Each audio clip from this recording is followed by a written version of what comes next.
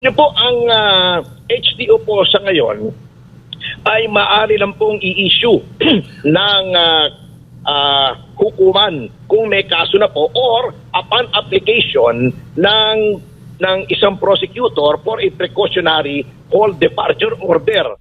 So yun po ang proseso po kasi nga nagkaroon ng isang kaso yung Arroyo versus Secretary of Justice kung saan sabi ng kataas-taasang hukuman na hindi po pwedeng mag-issue ng HDO ang executive.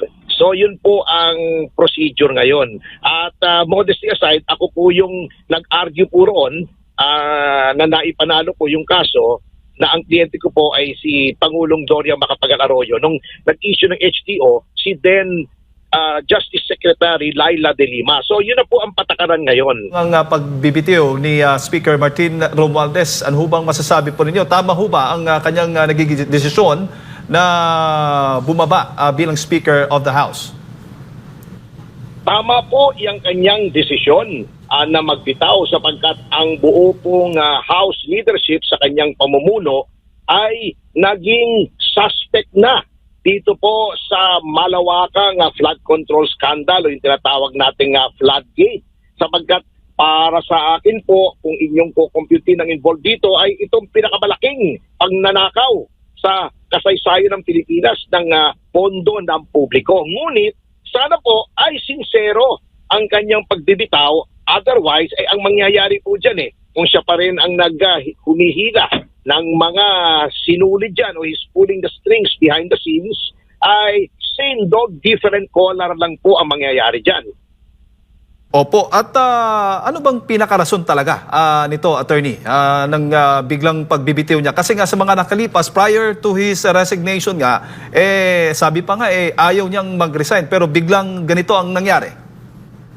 Ito po ay acknowledgement na tumatalab naman kahit gaano kakapal ang pagmumukha nila dito po sa puot ng ating taong bayan na talaga pong hindi na nila kayang i-resist. Parang naging flood control project sila, nagiba din po sila. Ang ngunit, kitang-kita nyo naman po sa mga ginagawa, number one, ay hindi naman po katanggap-tanggap sa iba yung naging kapalit sapagkat sa pananaw po ng iba, rightly or wrongly, ay kontrolado pa rin nila ang kasalukuyang speaker. Pangalawa, sabi nga po ni Senator Escudero, baka diversion lamang po ito sapagkat kahit na nagbitaw si Speaker Romualdez, ay patuloy pa rin po ang kurso ng investigasyon na ang pinutuligsa ay mga kontraktor at pahapyaw lamang yung DPWH officials at lalo na pinoprotektahan yung mga miyembro ng mababang kapulungan. Number two, yung pong mga witnesses at ang tinutukoy ko po ay hindi lamang si Diskaya rito kundi yung ibang mga whistleblowers ay ayaw pa rin bigyan ng proteksyon at bakit? Sapagkat under ordinary circumstances yung mga naglalakas loob pong ganyan na tinuturo yung mga tunay na salarin di umano ay binibigyan agad ng proteksyon at nakita ko na po yan sa napakaraming mga Senate and House investigations kung paano yung mga whistleblowers ay pinoprotektahan. Ngayon po ayaw nila. At pangatlo, tuloy pa rin naman po yung mga ibang mga ginagawa. Hindi lamang sa flood control, ang dami ring anomalya sa ibang infrastructure. Mga insertions, hindi pa rin po nalulunasan. So, kung a change of face lamang po, kung parang maskara lang ang pinalitan at ang tao sa likod ng maskara ay yun pa rin, walang mangyayari po dyan. Opo, hindi ho ba pwede, attorney, na mag-resign ang isang kongresista? Kasi dito sa kaso ni Speaker Martin Romualdez, nag-resign lang siya bilang speaker at siya'y kongresista pa rin. Tama ho ba? Opo, pwede po siyang mag-resign. Yun nga po ang hinihingi nung iba, hindi lamang change of leadership.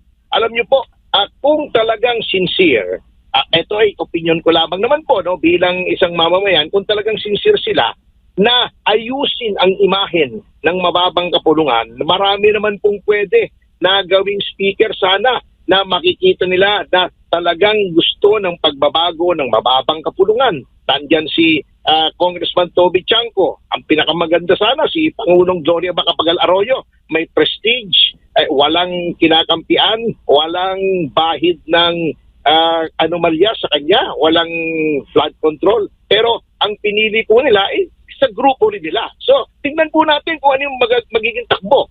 Kung igigiit pa rin ni Congressman Ridon yung kanyang course of investigation na pinipilit niyang ituro si Pangulong Duterte at mga senador, hindi lamang yung mga kasama niya, or mag-iiba po ang chairmanship ng Committee on Public Accounts at magiging iba po ang takbo ng investigasyon din ng Infracom. Opo, sa gitna nga po nitong maanumalyang flood control projects at nadadawit nga ang pangalan ni Speaker Martin Romualdez, attorney, may criminal liability na ho ba ang isang speaker na nag-resign sa kanyang pwesto? Opo, kung mapapatunayan pong may kinalaman siya o kahit hindi lamang po siya, kahit sinong kongresista, ay wala po naman silang immunity from suit. Ang meron lang pong immunity ay ang Pangulo at ang meron po ang mga congressmen ay immunity from arrest na pag ang krimen po ay hindi lalampas ng 6 years ang kaparusahan, ay hindi po sila pwedeng arrestuhin while the House is in session. Yun lamang po ang immunity nila. So, pwede pa rin po silang magkaroon ng criminal liability. Pwede pa rin po silang idemanda sa ombudsman. As in fact, marami pong mga kongresista ay nadedemanda at nasususpinde at nakakasuhan kahit po sila ay nakaupo. Katulad po ni Congressman Garin, may kaso po yung pending sa Sandigan Bayan tungkol sa Denvaxia. So, dapat po talaga congressman ka, speaker, deputy speaker, kahit ano, ay panagutin po. Opo.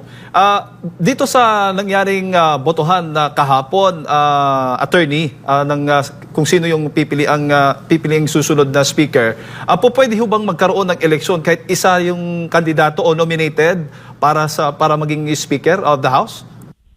Pwede naman po. Kung yun po, actually, alam po naman nating lahat na wala naman po tunay na eleksyon dyan eh. Yan ay ang majority, yung super majority ay napagkasunduan na antimano na kapag bumaba sa pwesto bilang speaker si Congressman Romualdez, eto na ang ipapalit natin. It is no longer an election, it is an acclamation. Ano na lang yan eh. Pinag-usapan na po yan parang moro-moro na lamang ang nangyari kahapon.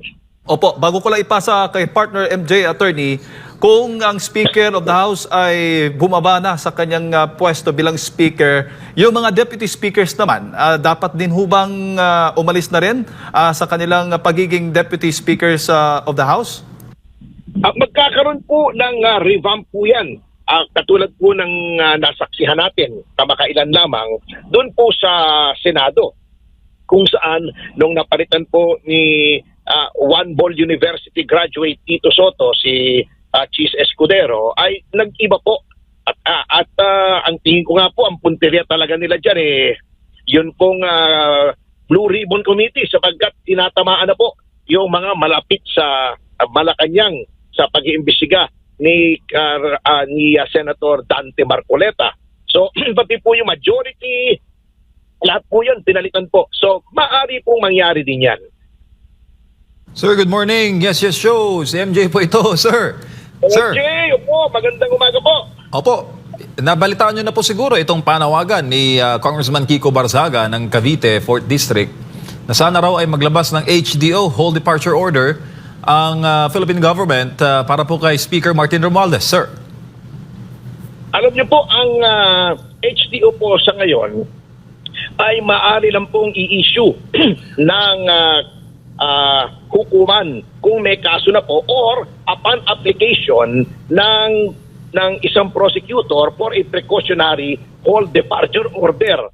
So yun po ang proseso po. Kasi nga, nagkaroon ng isang kaso, yung Arroyo versus Secretary of Justice, kung saan sabi ng kataas-taasang hukuman na hindi po pwedeng mag-issue ng HDO ang executive. So yun po ang procedure ngayon. At modesty aside, ako po yung nag-argue po roon na naipanalo po yung kaso na ang kliyente ko po ay si Pangulong Gloria Macapagal Arroyo. Nung nag-issue ng HDO, si then Justice Secretary Laila de Lima. So yun na po ang patakaran ngayon. Pero sir, di ba meron kayong pending case? Isa po kayo sa mga nagsampa ng kaso kay Speaker Martin, former Speaker Martin at ibang mga congressman sa ombudsman. Last February yata yun, na-cover kayo yung pag-filing po ninyo.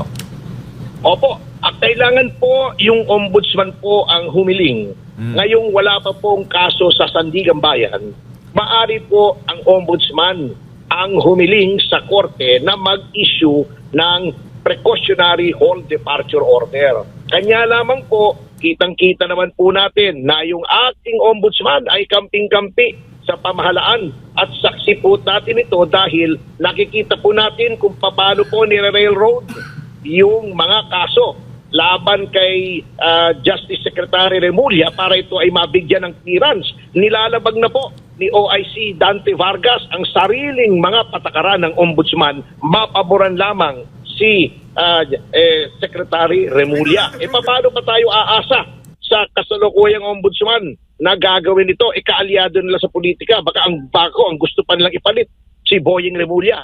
Paktay na tayong lahat po pag nangyari yan. Babuya na talaga.